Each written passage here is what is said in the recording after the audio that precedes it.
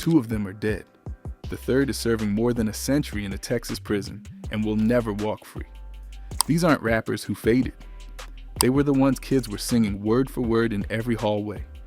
The ones with platinum plaques, #1 albums, and the kind of label deals that change entire families' lives.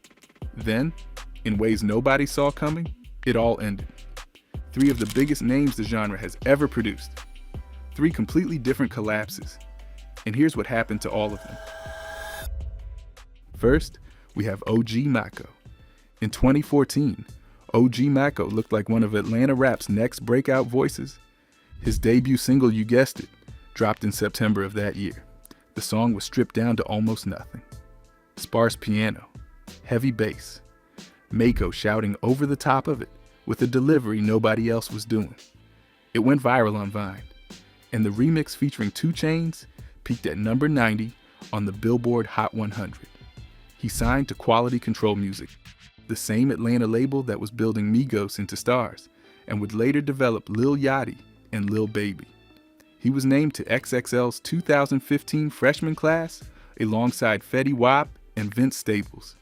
He co-founded the collective OGG, where the producer OG Parker emerged before going on to work with some of the biggest names in the genre. He was 22 years old. He had the label, he had the team, he had the moment. Then came the first crash in his career. Literally. On July 28, 2016, OG Mako was in a near-fatal car accident in Atlanta. The impact caused multiple skull fractures, a cracked vertebrae, a broken orbital bone, and heart palpitations. He nearly lost his right eye.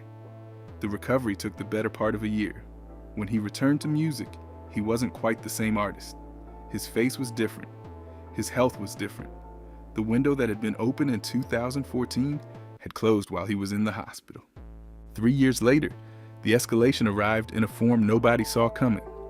In 2019, Mako was diagnosed with necrotizing fasciitis, a rare flesh-eating disease. It had started as a minor skin rash that was improperly treated. By the time doctors caught it, it was destroying the tissue on his face and scalp. He posted photos on Instagram showing the extent of the scabbing across his skin. He said publicly that he'd almost lost his entire face. He said he'd been going through it mostly alone, without the support of the person he loved, without most of his friends. He later said he'd wanted to die on several occasions. His music career never recovered.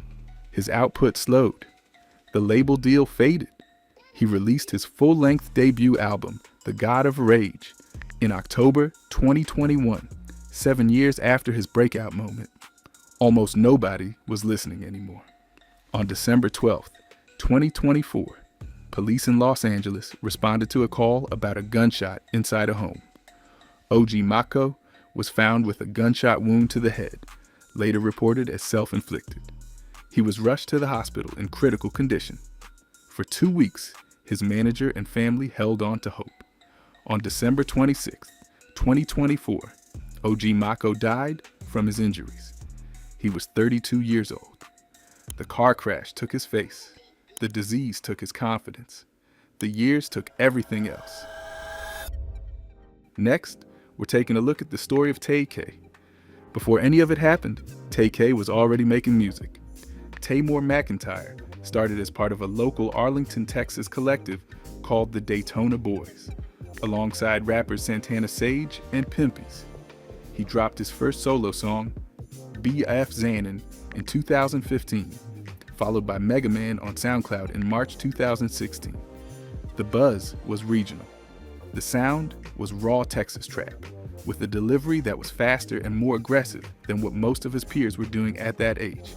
He released an EP called Living Like Larry that started building him a real underground following. For anyone paying attention to Arlington rap, he was already known by the time he turned 16. Then came July 26, 2016.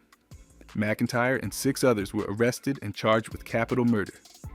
They'd been accused of participating in a home invasion and robbery in Mansfield, Texas, that ended with a 21-year-old father named Ethan Walker being shot dead with his hands in the air. Tay K didn't pull the trigger himself. A man named Letharian Merritt, later sentenced to life in prison, fired the shot. but prosecutors argued Tay-K knew a shooting could happen and went through with it anyway. He was released on house arrest in January 2017. 2 months later, in March, he cut off his ankle monitor and ran. He tweeted about it as it was happening. The exact tweet, which prosecutors would later use in court: "If this house arrest SHIT F12, they gonna have to catch me on hood." While he was on the run, he kept recording. He made his way to Elizabeth, New Jersey, where he recorded a song called "The Race." The opening line became the chorus, and the chorus became the entire story. F a beat. I was trying to beat a case, but I ain't beat that case. B, I did the race. Throughout the song, he shouted out his incarcerated friends: "Free Santana, free J-Rock, free Sticky, free Pimpies." The same Pimpies from his Daytona Boys days. The friends who'd been coming up with him were sitting in cells while he was still out, recording. He filmed the music video for The Race while he was still a fugitive. In one shot, he poses in front of his own wanted poster. On June 30th, 2017, U.S. Marshals captured him in Elizabeth. The same day, The Race officially released. Within weeks, the song was everywhere. It peaked at number 44 on the Billboard Hot 100. It went platinum. The music video has over 250 million views on YouTube. His management team released the mixtape Santana World on July 29, 2017, while he was in Tarrant County Jail awaiting trial. It entered the Billboard 200 at number 128. A deluxe version dropped in December, with remixes featuring 21 Savage, Young Nudy, and Maxo Cream, signed to 88 Classic and RCA Records. He earned between $600,000 and $700,000 from that deal while sitting in a cell.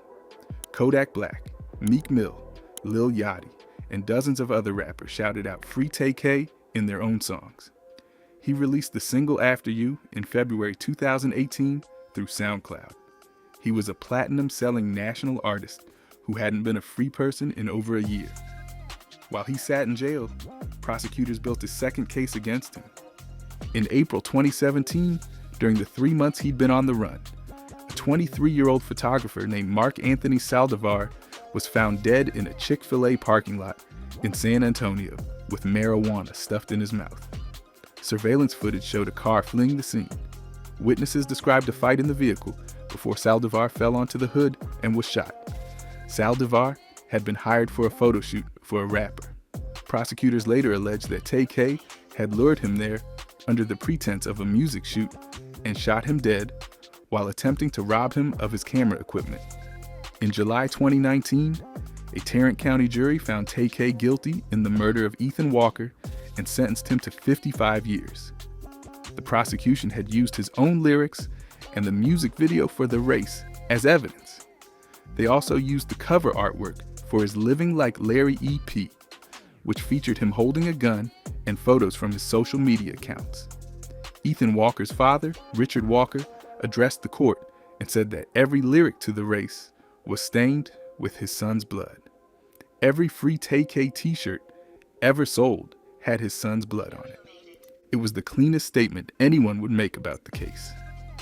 6 years later, in April 2025, Tay-K stood trial for the Saldivar murder in Bezar County, San Antonio. His ex-girlfriend, Joanna Reyes, testified. She told the jury that Tay-K had opened the car door, leaned out on one leg, and shot Saldivar himself. She said that afterward, one of the other assailants congratulated him on catching his first body. She said they went through Saldivar's backpack and got upset when all they found was $10. The jury convicted Tay-K of murder. He was sentenced to an additional 80 years, running concurrently with the original 55. Tamor McIntyre is expected to spend the rest of his life behind bars. He has no path back to music. No label is holding his career for his return. The most successful song he'll ever have is one he recorded while fleeing the murder case that put him in prison for the rest of his life. Finally, we have DMX.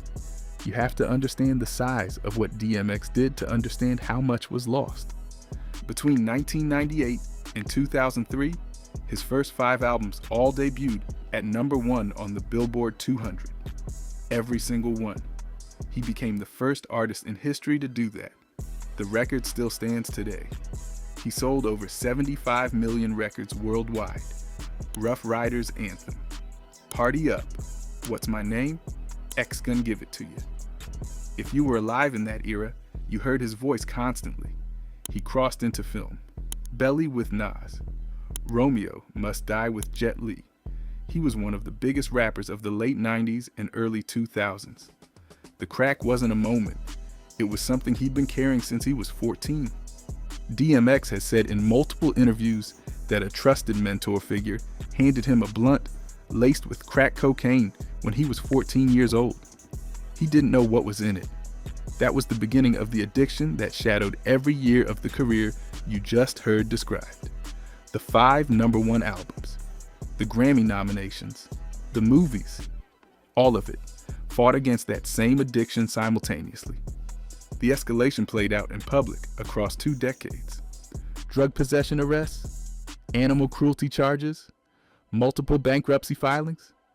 He filmed Exit Wounds in Toronto in 2000, and stories about him getting robbed in the city while looking to score drugs circulated for years.